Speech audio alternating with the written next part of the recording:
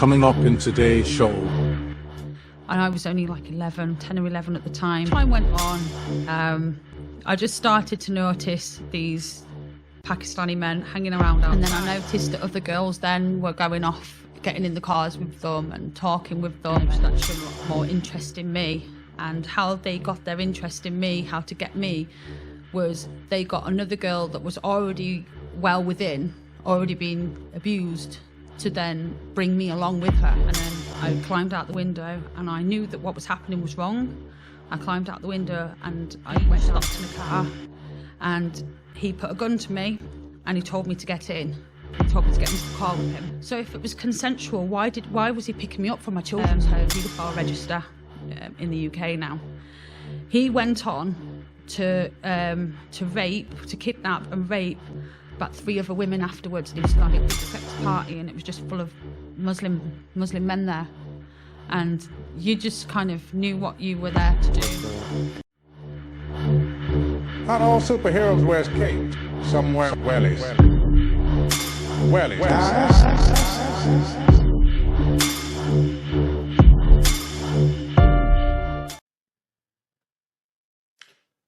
Good evening, everyone, and you're very welcome to a special edition of the James Conway Experience. I have a friend of mine here this evening, Carla. I've met her through kind of what we'll call activism, which was anti-immigration and things of that nature all around the country, but balinrobe especially in Claremorris, I suppose. Mm-hmm. And you contacted me during the week and said, basically, have you seen what's going on in the UK? Mm-hmm. And would you like to talk about it? Yeah. And, you know, we spoke in private a bit, and it's a hell of a story to tell. So it is indeed. It's very long. I hope you're all, I hope you got your coffee and your tea ready and your biscuits, because you're going to need it.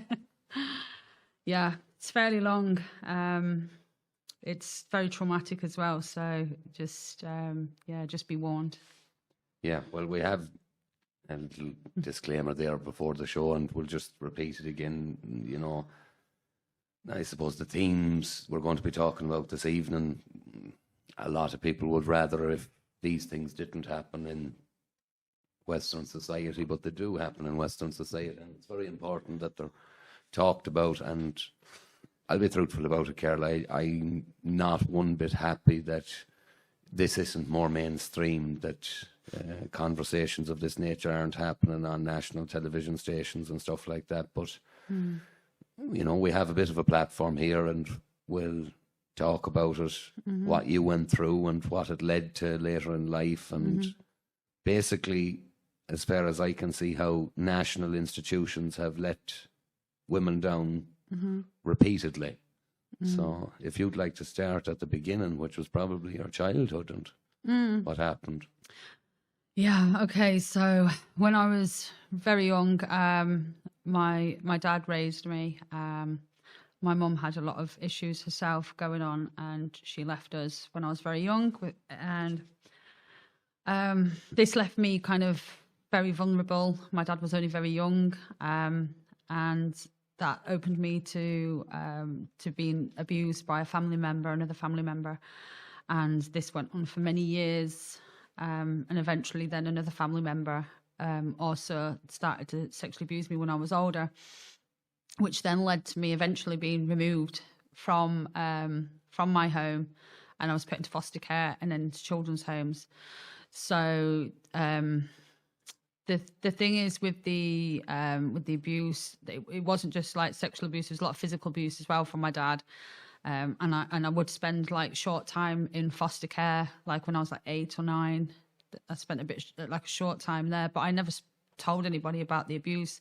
Social workers always knew that it was happening, but they couldn't prove it, and I wouldn't talk. I was like conditioned not to speak about it. I was always threatened that the perpetrator would go to prison, and I loved him. He was a family member, and he helped raise me. So I don't know, it's like a Stockholm syndrome kind of thing, you know, you just, you don't want to see that person hurt or anything at that time. When I was very young as well.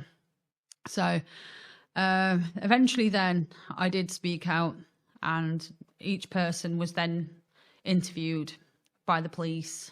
And I was only like 10 or 11 at the time.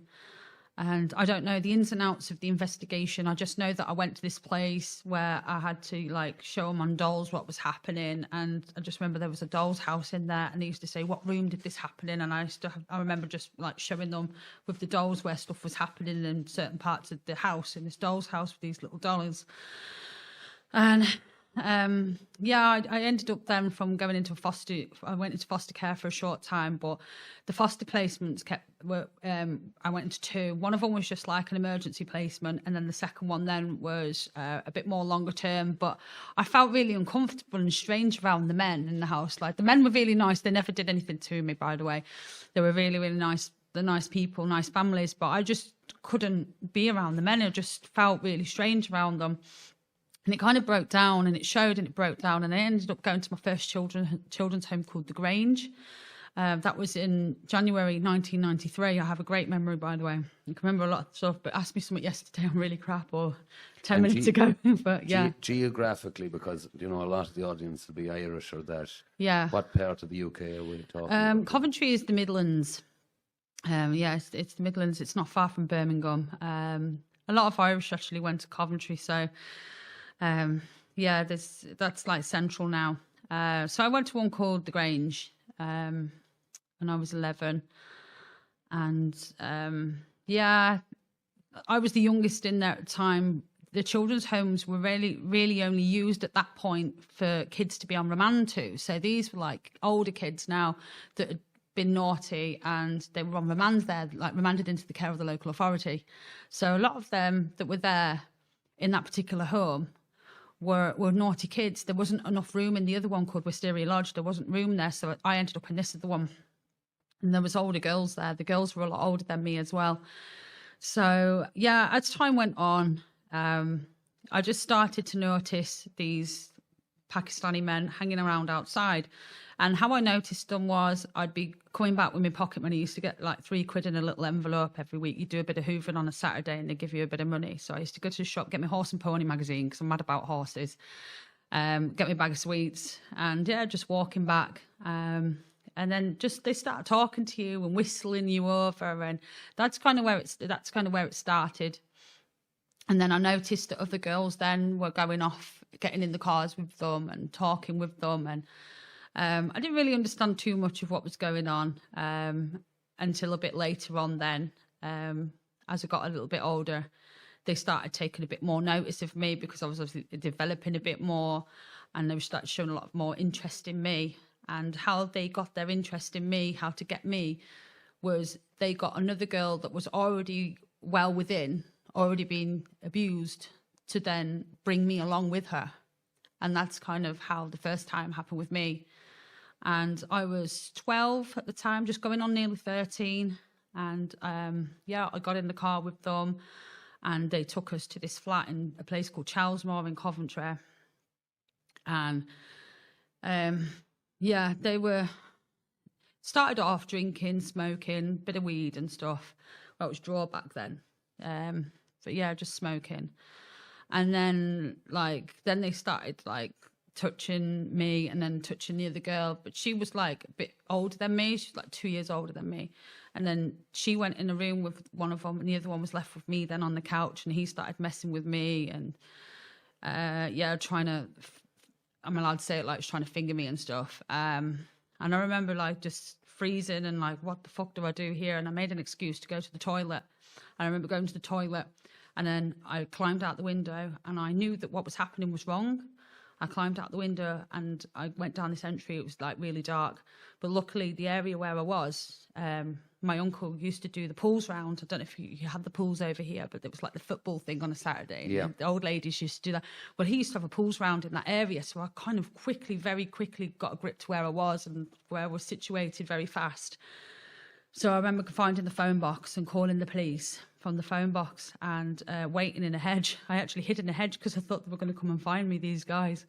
And I remember hiding in a hedge then, and then when the police came to the actual phone box then, I managed to show them where the house was. I remember I showed them where the back of the house was, where I'd come from, and then they knew, then they worked out how to get round to the front of the house then. And yeah, they rescued that girl. They took her out. And them 2 men were arrested. Now, they asked me what happened to me, and I told them what had happened to me, and I did a bit of a statement. And obviously there was a lot more with the other girl that happened with her, because he was having sex with her. And so that was all noticed, that was all found, and there was blood and everything like that. So they was able to know what was going on. And yeah, them 2 men, as far as I know, one of them got remanded into prison. And I didn't know any of this till years later, like a few years later.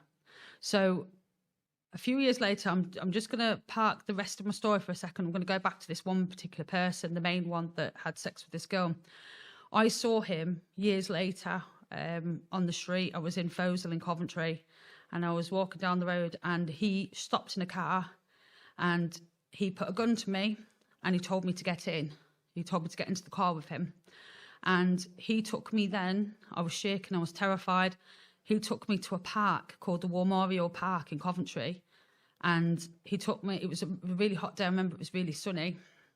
And I remember it was a really hot day. And he marched me through the undergrowth. And I used to love the War Memorial Park. We used to go there for concerts, the Radio 1 road shows. It was just such beautiful memories for me, this park. I went there with my dad when I was little, going butterfly catching. And it was a beautiful place, but it just turned into like a horror show. He took me down to some undergrowth there, and he still had the gun on him. I didn't know anything about guns. It could have been a fake gun for all I knew, but to me, this seemed like a real gun. And he forced himself on me. He sexually abused me, raped me there. And I actually thought he was going to kill me. And do you know all the things that were going through my head the whole time? I know this is mad. I was 15, and this is what was going through my head. Oh my God, I'm going to die here, and no one's going to find me for days, and I'm going to be eaten by flies. Mm-hmm. That's what I thought. And I actually couldn't believe it when he told me to lay down on my front and shut my eyes, and he left. And I couldn't believe it, that I was alive, that he didn't kill me, I didn't die, and I was still alive. And he was that man that did that to that other girl. So he'd actually served time. This is what he was saying to me in the car. He said, your friend, I went to prison because of your friend, this, that, and the other. And after that, I called the police. I got up, called the police, told them what happened. Evidence was taken, because he didn't use protection or anything. All the evidence was taken. I actually went through the whole thing, told the police everything, what had happened. And this is why I actually moved away from Coventry full-time completely after that. So there was a trial about a year later at Coventry Crown Court. There was a trial.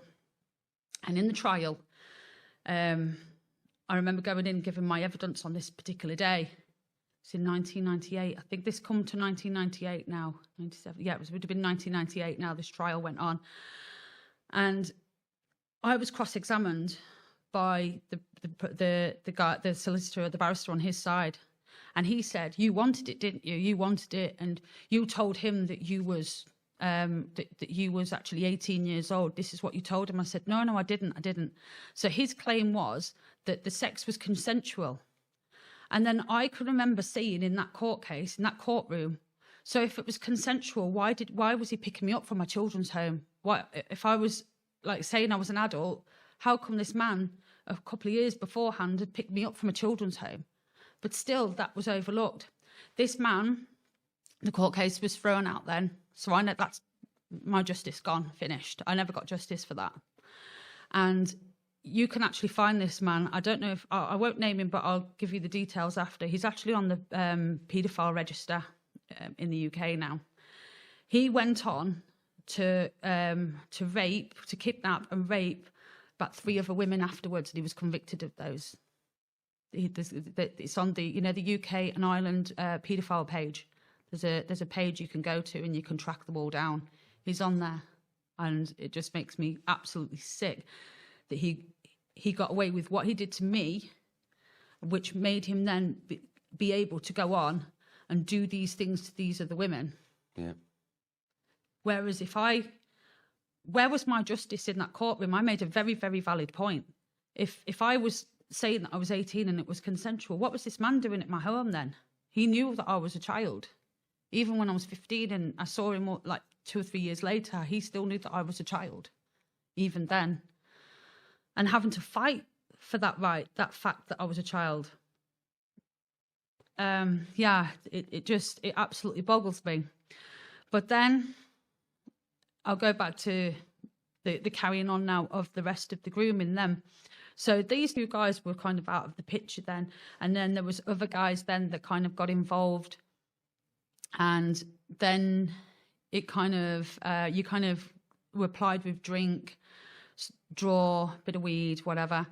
And you go off in the cars with them. And then eventually it was like flats. We were being taken to flats then, or I'd be taken to a flat and given alcohol and everything. And then like 2 or 3 of them would be there. And then like you were so out of it, you didn't even know what you was doing. Like you couldn't even stand, you didn't know anything. And or hotels as well, bed and breakfasts. There was one big tall hotel on the A45 as you're coming into Coventry. It used to be called the Coventry Hill Hotel. I don't know what it's called now. It used to be called the Coventry Hill Hotel. And that was another one that they used to take us into and abuse us in there. And it kind of progressed onwards from there then to like prostitution, being pimped out by these men. And so then I was taken to a flat in Warwick. I remember going to a flat in Warwick with this one particular one. I can't even remember his name. He was actually half black and half Pakistani, this particular guy. And I remember him buying me clothes, buying me lingerie and stuff. I think I was about 13 or 14 now at this stage. And then he's like, oh, I have a big party for you to go to. We're going to this party up in Doncaster. And he brought me then up from Warwick, which is like in the Midlands, then drove me up to Doncaster.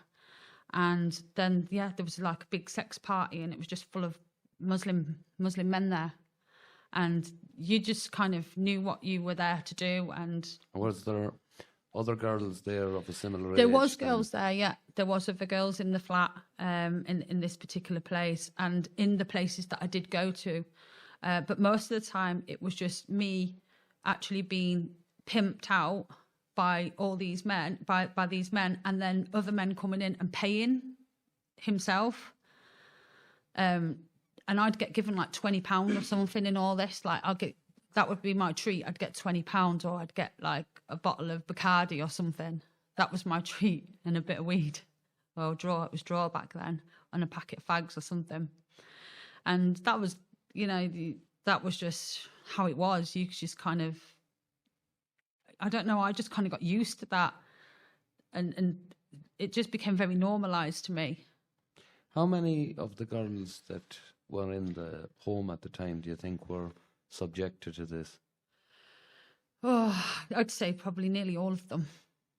All of us were abused by these men one way or another. Even takeaways, local takeaways, we were even taken into takeaways or upstairs of the takeaways, and that the men would be up there. And Rochdale was another one. I was actually taken to Rochdale one of the days, and I was talking to the girl that was on my space the other day, actually, the Rochdale survivor, Rochdale escaper she's called.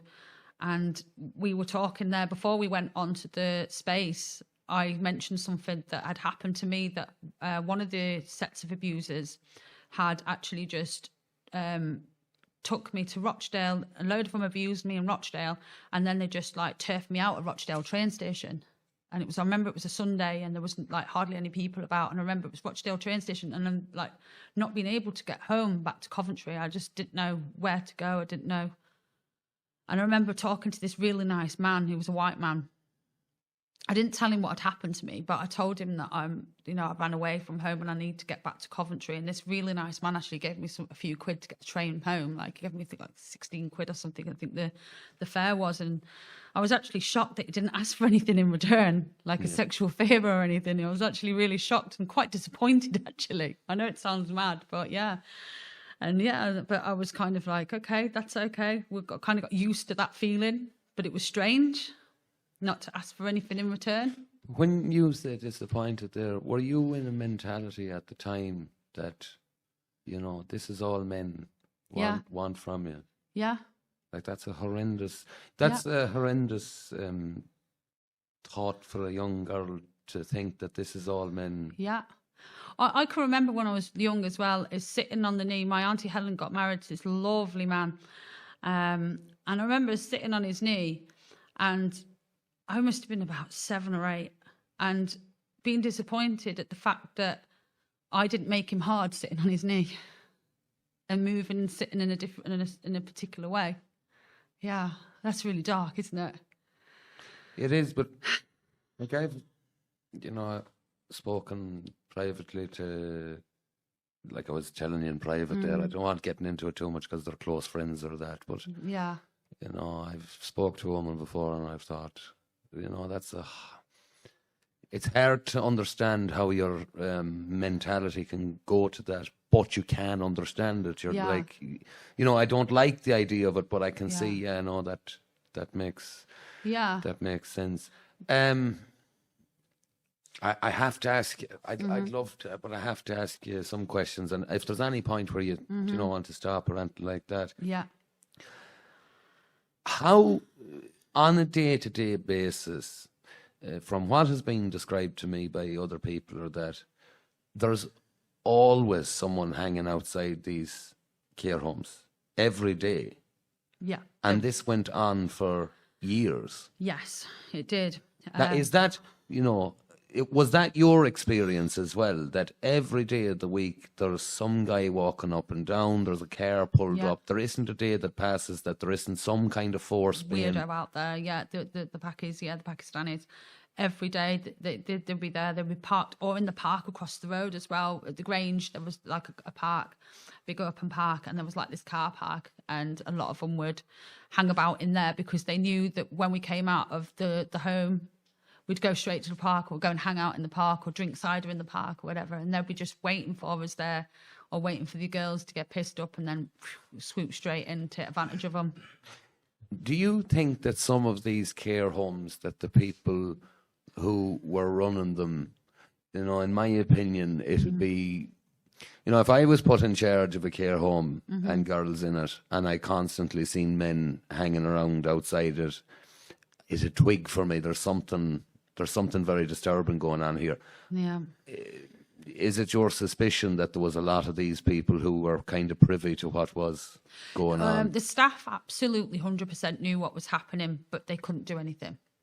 They'd call the police and say, look, they're hanging around outside, but nothing would get done. They'd move on and they'd just come back again because they're not actually breaking the law. They're not actually doing anything wrong.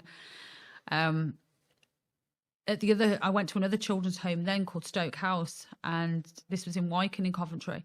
And at that place there, they had the number that the paedophiles had the phone number to the residents' phone, and they would phone us and ask by name which one they wanted, which one they was picking. And then either one of us would go out, and then we'd go out in the car with them, we'd go off. We could be missing for days, weeks at a time. Like, we'd be gone. And the staff had the number plates of the cars. Like, everything in these children's homes is logged, everything, down to the last what you had for dinner. Everything is logged, what time you got up in the morning. Even if your grandma phoned you at the home, like, they know your grandma might be like, Carla's nan phoned her today at 2:00 or whatever. But if I got into an argument with another resident, Carla had a fallout today, blah, blah, blah. Everything is logged, everything. So this is what makes me very, very angry, that in 2010, all this became too much for me. I was living my life. I rebuilt my life. I moved away when I was in my teenage, when I was about 16, I moved away from Coventry and I moved up north to get away from all that and to get a clean break. I don't know how I became so resistant. I don't know. I don't know where it came from. I cut all my family off. I cut my mum off. I cut my brother and sister. I cut everybody off, and I just started again from nothing. I had nothing and I started again from nothing. And I did equine studies, and I was at college for 3 years, and I lived in this shitty old bedsit. It was crap, but it was my little crap bedsit, you know. It was my little safe space. And I then started moving on with my life. I got involved in sales, did car sales and everything. And I was quite successful, and I got my own house, and I don't know how I did it, but I did it. And just something was just disturbing me. There was triggers, certain triggers. There was a time when I was held underwater by one of them, and I can remember like one of the triggers for me is if I was in the shower and the water went over my face, and I like couldn't get my breath, and I'd struggle to get my breath. And when I thought about it, it was like going back from the trauma. I was reliving a trauma situation. And I remember then I sought counselling. I sought a bit of help. And she said, you know, you need closure. And I said, you know what my closure would be? I want justice. Yeah. And I remember jumping into my truck and heading down there. When I say truck, it was a pickup truck now.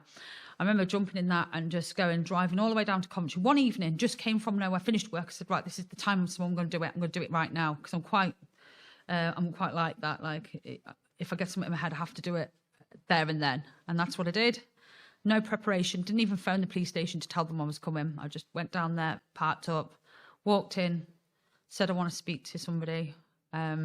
And then, I got invited in, and a couple of the officers actually remembered me from the home.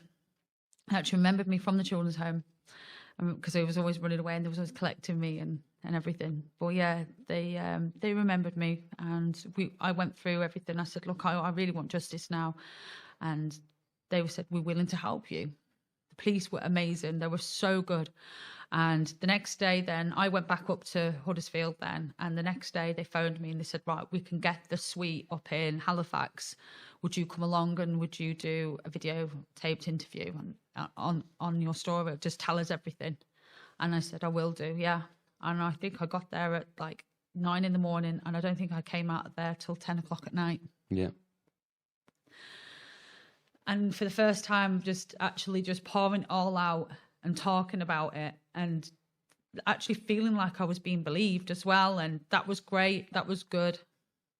There was never a time where I didn't actually feel that I wasn't believed, by the way. I know the people in the children's home believed us. They knew what was happening.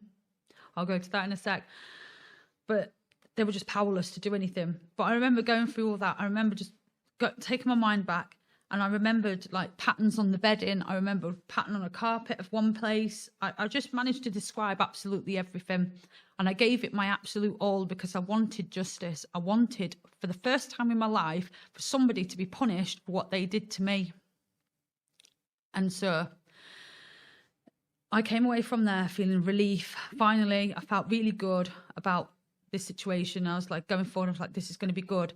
But then I was warned, okay, I'm going to have to go to court. I'm going to have to relive this in a court. I'm going to have to face them again. Okay, I can do that. That'll be okay. I'm an adult now. That I'm a grown woman now. It's okay. I'm going to be safe. I'm going to be okay. I'm not down there. They don't know where I live. I'm going to be okay. I'm going to be safe. And then about 6-7 months later, I get the phone call from the lead investigator. He was a lovely guy, and he said, I'm really, really sorry. He said, we can no longer continue with our investigation. He said, it's not because we don't believe you, because we've spoke to these people and we do believe you. We've spoke to witnesses. We've had access to your files in the home. We believe you. I believe you. And he said, we just can't go any further. And then that was it. And it was just, well, that's great. You believe me. That's fantastic. But where's my justice? Like, these men are still walking around. They're still continuing on doing what they're doing, just like that chap did when he went off and continued to kidnap and rape those of the women. And is it your suspicion, because it certainly would be mine, that this entire issue was happening all over, especially North UK, really prevalent in the north of the UK? But it was. It seems to me that in every major town and city, a similar situation had developed. James, and the government completely abandoned. Let's be straight about it. They abandoned young white British girls. They did, because this is actually going on even years later. So years later, I'm going to say 2004 now. a friend of my ex-partner, his sister was also being abused in a takeaway called Pizza One in Kirkburton. And I'd already talked to Jamie and told Jamie, my ex, the story about it. I told him what happened to me.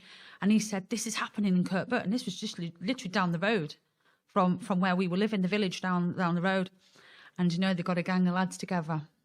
I was the driver. Gang of lads together. They went in and smashed that fucking place to pieces. Mm-hmm. Drove the fuckers out. They drove them out. They got them out of it. Then about 2 years later, 2 years later, they then set up another one in the village I was living in, and in Skelmanthorpe. And actually, where the flat what I was living in, it was down below here. And I could see the activity going on. I could hear the girls beyond the wall. I could hear sexual activity going on. I saw them coming out of the place drunk. I just knew what was going on. I had to get onto a load of lads. I told all the dads in the village, because this is a village now. It's not a city, it's a village. And Jamie got on board. You see, Jamie was very, very big into the BNP at the time. He was massive into all that. He was big on Nick Griffin. He was like massive, huge follower of Nick Griffin at the time, and he used to go out and flyer for him and everything. So he was very, very aware of the grooming gangs. He was very, very aware of them. And yeah, he got all the men in the village and all the dads got together and ran them out of it again. But apart from that, even the title that they've put on it, grooming gangs, that takes away from the severity of what it was. Like, these were organised rape. They are, and it was Islamic. They were all Islamic. They weren't white people. These were all Islamic people. And I never personally, in my situation, I never saw Indian or Pakistani girls getting abused or heard of it. And there is, and I don't want. It does happen. There is. I never saw there it is personally. pedophilia on all races. Yes.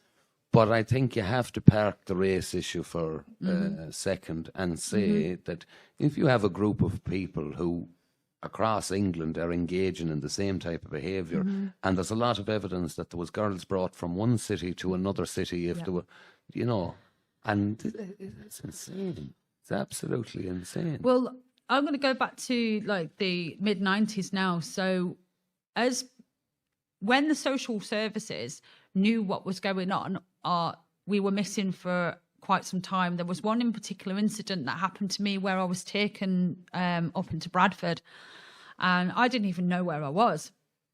I remember being, I assume I was drugged because I was just out of it. I remember waking up in this derelict house. It was a derelict house now. I remember waking up, didn't know where the fuck I was. I was naked and I was bleeding from down there, like really badly bleeding. And I just remember thinking, where am I?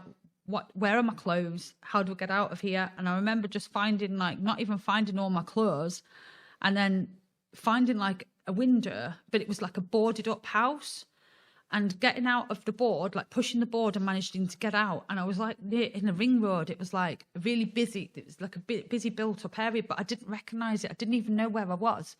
And I remember getting to a park, like there was a lot of people, and I just collapsed on the floor. I just collapsed. And the police were called, and the police and the ambulance came. And I remember being taken away, and I was put into St Luke's Hospital in Bradford. And I was in there for internal injuries caused from what these did to me.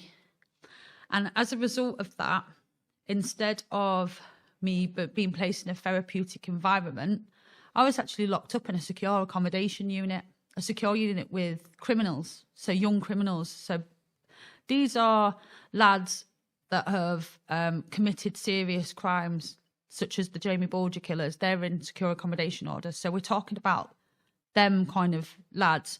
One of them had stabbed a school teacher in London. It was a big event at the time, and he was like under the age of 18, so he was in the secure unit. I was in the secure unit with him. Another one was a gang rape and a murder of a girl, and they stabbed her and threw her in the canal in London. I was locked up with one of them murderers as well that had been involved in that.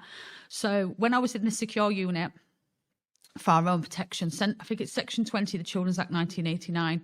So they put a 3-day emergency order, so they'll get you, and then they put you in there, and then they take you in front of the magistrates, and then that's where they go. They can go for 28 days, they can go for 2 weeks, or they can go for 3 months. The longest is 3-month order, what they could put on you. And when I was in these places, like, you are locked in a cell at night. So you have a wooden chair, look like a wooden thing into the floor, wooden desk into the wall, a toilet in the corner, and it's like a police station. It's built into the wall. Yeah. And then the bed, the same, with just like a little foam mattress on it. Yeah. Right, small mattress and a bit of bedding. And you're allowed your radio in for 2 hours on a night time. So I was allowed to listen to my tapes for like 1 or 2 hours on an evening. So, and then you were locked in, and then in the morning then you're woken up, the lights are switched on, and you don't have a light in there, by the way. They control the light from the outside. Mm-hmm. Yeah, and then you come downstairs there, and you all have to queue up in the hallway, and then you all one door gets unlocked, and it's them big brass locks like you see in a prison. And then you march down the stairs, and then down into this one room with a pool table in the middle and a telly in the corner, and it was all locked up. So, yeah, that's how us girls were treated. So we were put in these places. These places were dotted all around the UK, and I met other girls that were also experiencing the same thing. And there was one lovely member of staff, her name was Lorraine Williams, and she had me and 3 other girls sit down and share. This is one night, they put all the lads away. They just let us stay downstairs. They bought us a bit of food. There was lovely staff, and they let us talk to each other and tell each other a story. And I still can't believe some of the stories these girls were telling me. One of the girls was involved in snuff, and she actually saw a girl actually being killed in a snuff film in London. She was from London, this girl was called Chrissy. And then there was this lovely redhead girl as well. She was like Birmingham area, and like she was so petite, really small, lovely, beautiful ginger hair, beautiful girl. And yeah, she was very, very heavily abused as well. And that's the first time when I really realised that this is actually wrong, what is happening to us. Mm-hmm. And then hearing their stories as well, and being told that, this isn't normal. This isn't okay, girls. This member of staff, and it was another one, Marina, this isn't normal. This isn't okay. And it kind of helped me to get a bit of cop on to understand that this isn't the way I want my life to be or want to go from here. And I never know to this day what happened to those girls. I don't know if they survived or what happened. I know I did meet a couple of girls later on in life. I remember one girl there, I met her. She was in there because she was hooked on smack or something, but she was groomed as well. I remember meeting her actually in the market in Barnsley years later, and she'd got away from her groomers, but she was badly damaged. Like, she was addicted to heroin. And well, I think there's every girl is badly damaged, and understandably so. Yeah. Have you any idea how a police force can be picking up girls in different areas of the country with all the signs of sexual assault? Yeah. And not come to the conclusion that this girl is being, for a better word, traded. Yeah. That's what was, as far as I'm concerned, this is another form of slavery. And, it's taking you from one area to another area to be abused. Yeah. But these police were picking ye up. Yeah. It's a frightening thing. I have a friend.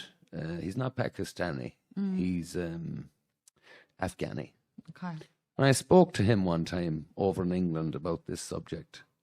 And he wouldn't be in favour of what's going on. Yeah. But he said, I says, why did the government, turn? And he says, well, James, he says, our community are reliable voters. Theirs is not. Yeah.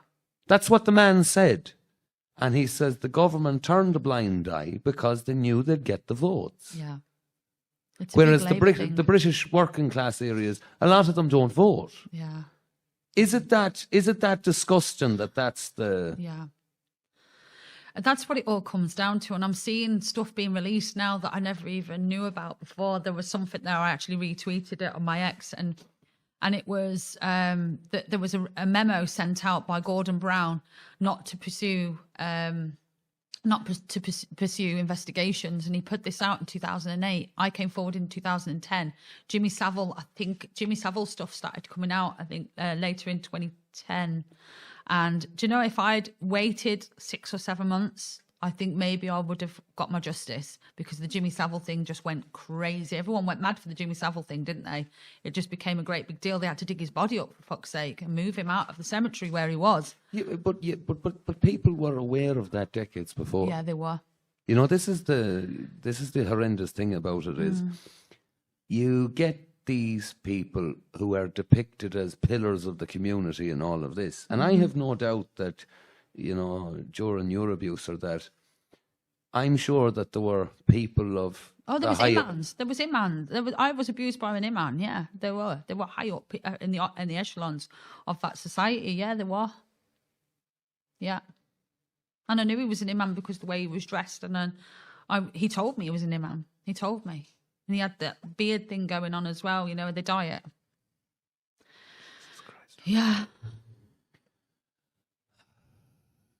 I think, you know, for anyone listening, we have to dig in a little bit further here, and I want to get to basically the effect that this has had on your life and other things that occurred later in life that really, you know, you can directly attribute them to the abuse that you did suffer, Garda, you know.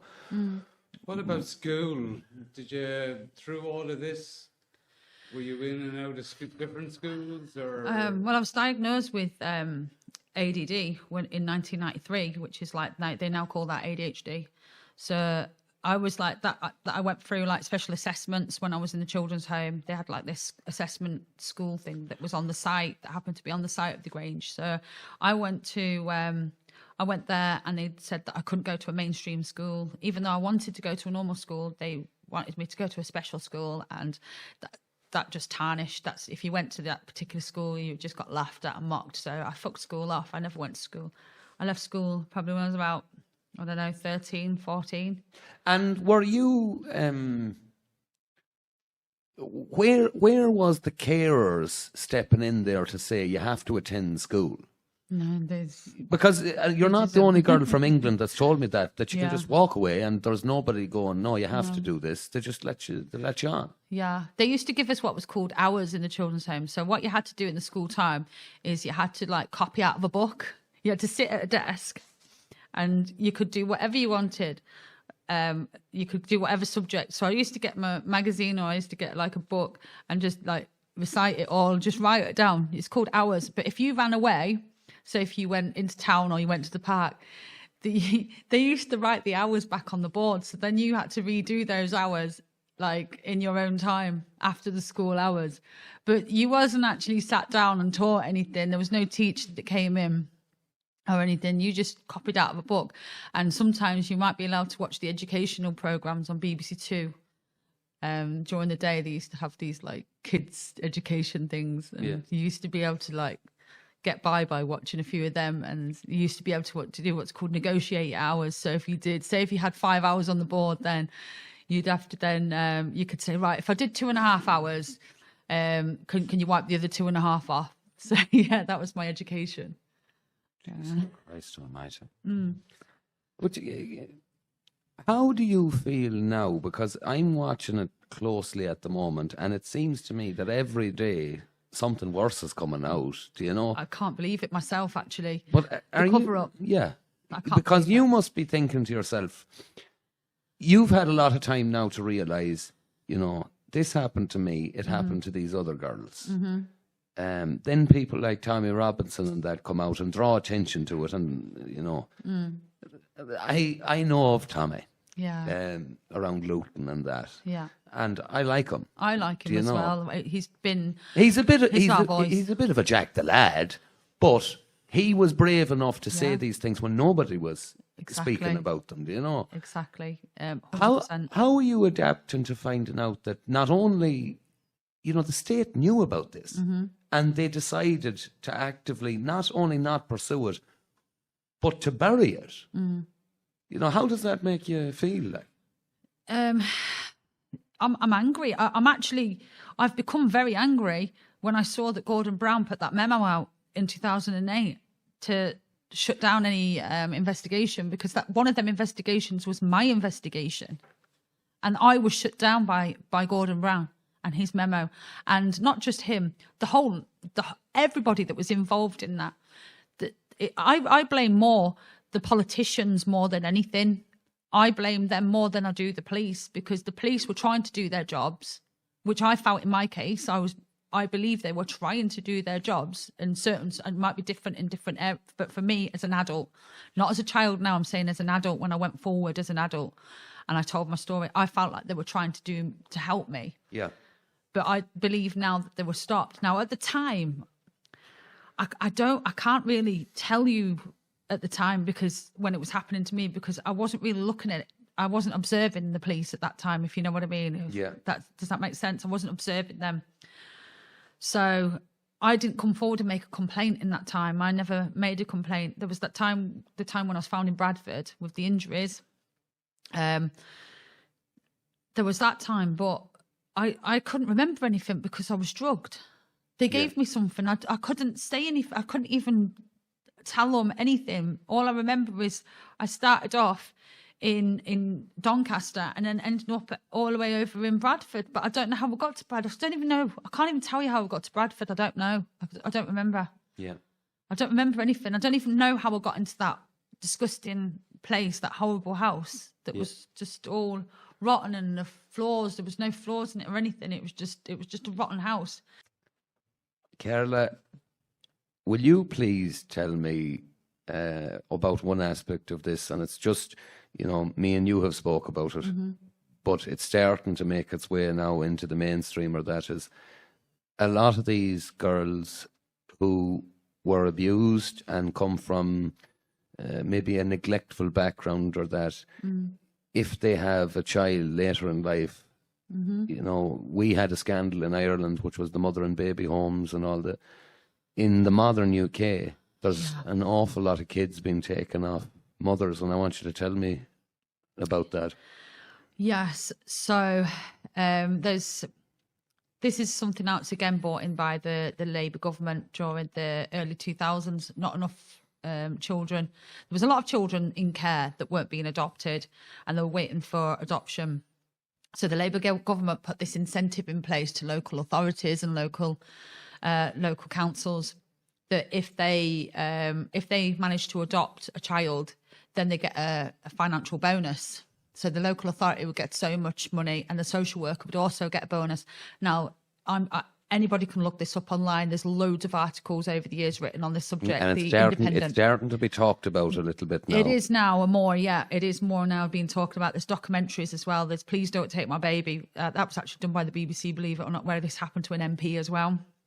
So what happened with myself was with my ex that I lived up in Huddersfield with. We were a very strong couple. I'd moved on with my life. I had a job. I was working with racehorses. I actually had like 2 different jobs, or 3 jobs. I worked with racehorses. I cleaned a factory. Used to do the toilets. I did clean the factory toilets, and also a cleaner, house cleaner. And you had completely turned the corner. I did. You were living a good normal. Yeah, functional what's life. normal? Who knows what normal is? But I know what dysfunctional is. Yes, and this was a functional life. Functional lifestyle that I was living. I had horses. For the first time in my life, I was able to have a horse. I was able to just live a normal life. And myself and this lovely guy, we were just amazing together. We were engaged to get married, and then I got pregnant. And then one day we had a knock on the door, and it was Child Protection Police, and they wanted to know about my pregnancy. And I said, yeah, well, I'm pregnant. I'm 4 months pregnant, blah, blah, blah. And they said, well, right, because it's been alerted to us because of your history. And I said, what do you mean history? And they said, because of the being in care. the link of being in care. Now, I didn't know that they had computers that linked up to kids in care and people with women that go and talk about depression or anything like that. I didn't know that all this existed back then. But I was so shocked when they actually did turn up at the door. So they said like a social worker will be in touch. So the social worker came out, and I dealt with social workers all my life. So I knew that you have to go along with everything. You have to do everything what they say, the assessments, just do it, just do it. Because I saw my mum go through this as well, by the way, and she fucked up. So I knew how to not fuck this up. So, Jamie had never seen anything like this before. He was just shocked. He was like, I'm not going along with this. He's a builder. Like he was a builder, and he had lots of rental properties as well. He still does. And so he didn't have time to be messing around with this kind of nonsense. And we got most of the way through the assessment. And then I went into like early labour, and oh God, it's so traumatic talking about this. Sorry. Just having to go back to this. Take your time. Yeah. So I'm in the room now. We just have our baby. He's born, and they put him on me, and I'm holding him, and I haven't even given birth to the placenta, and we couldn't believe what happened next. A load of police officers just came into the room, and 2 social workers carrying files and folders and whatnot, and I was like, what the hell is going on? I couldn't believe what was happening. Jamie just went in protection mode. He was protecting me and the baby, and it got kind of aggressive in there between him and the police and the social workers. And I remember the midwife was trying to calm everything down and try and clear everyone out of the room, because my obs need checking, baby's obs need checking. I haven't even given birth to the placenta at this point. They told us that we weren't allowed to leave the hospital with our baby. And he got taken into foster care from the hospital, and we had to continue on with our assessment outside of the hospital. And the assessment consisted of a psychological assessment. So this was with a psychiatrist and a psychologist. And you're expected to pass this after them taking your baby away from you. Yeah, they did this. So I don't know how I did it. I don't know. I don't know how I even got through it, or how I continued to live. I just remember coming back to the house. I said, I don't even want to stay in the hospital. I remember discharging myself from the hospital, and me, Jamie, sitting on his mum's bed, like crying. I remember we were just like, how could this happen? How can they do this to us? How can they do this? And just all of us crying, just crying and crying and crying and crying. And I remember then saying, like, I wanted to breastfeed. I wanted to breastfeed my son, and I was being denied this. And then I remember going in to see him in the SCABU. They kept him in special baby care for a bit because he had an issue with his lungs. And then the midwife told me about pumping milk and giving it. So yeah, that's what I used to do. I was a cow basically for the first 4 or 5 months of his life. I used to pump milk and then take it on the visits to him, and I was allowed 2 visits a week. And it came to the final judgment, the final court case, which was in Leeds Family Court. It's a secret court. You're not allowed to have the press there. No, you're not allowed to report on it. I actually have a gagging order. I'm not actually supposed to talk about this, apparently. Anything to do with this, with that court, you're not supposed to discuss it. But I'm discussing it. It's way over 20 years ago, this now, so I don't care. And this still goes on? Yes, it does. So on the final judgment, they said, the psychiatrist said, right, okay, she suffers from post-traumatic stress disorder. She also has, they said that I had a borderline personality disorder as well. And then they said they couldn't decide on what was wrong, but they said that it would take a lot of therapy to fix that and fix the trauma of my past. And they said it couldn't be done in the timescales given, which is in the UK courts, I think it's 9 or 12 months. So it would run over what had already been taken up anyway. And the Labour government brought this thing in where it has to be fast tracked through so the child can be adopted. So it's a more of an adoptable baby. It's more of an adoptable child. And I can remember being in the courtroom and that being the adoption order being placed. I remember looking at Jamie's mum, and we were just absolutely in tears. And just on the spot, I just said, please, I begged the judge, I said, if I leave this family unit, will you please allow them to have our child? If I leave, if I break up, please, somebody please tell me what to do. I'll do it. I'll do whatever it takes so my son doesn't be brought up in care. I didn't want my son brought up in care. I'd live for it. I didn't want my son in care. That was it. And I was willing to do anything. I remember leaving that court, and I remember just saying to Jamie, I said, Jamie, I'm going to leave. I'm going to leave. I want him to be here. And eventually, like, I did move out. It broke my heart. I'd set up a whole new life on my own, And it took about 6 months then. And for the first time, it had never happened before, Jamie went back to the court, and Jamie and his mum and the family managed to get our son. And it was brilliant because Jamie got me a house across the road, and I was able to see my son nearly every day, just about every day, go on little holidays together and everything. Oh, it was amazing. It was so good. And then, just taking him horse riding him, getting him used to horses, getting him mucking out stables. It just felt, but we had to do it in secret. We couldn't allow the social services to know what we were doing. If they'd have found out, they'd have taken him, they'd have took him. So yeah, I had to have a relationship with my son in secret, which is crazy. Let me clarify that for anyone that's listening, though. You have girls who are absolutely horribly treated in care. And then if they move on in life and put all of that trauma behind them, all of a sudden they're giving birth to a child, and in the next room there's a couple of coppers waiting to take the child. Yes. Well, I want to thank you for being so brave to talk about it, Carla. Thank you. The few things that I want to say to you next, this part goes out free to YouTube and that, but I can't see us having a channel again if we go into it. So thanks everyone for watching, and we'll see you on the other side. Yeah, head to Patreon and Spot. Thanks, mate.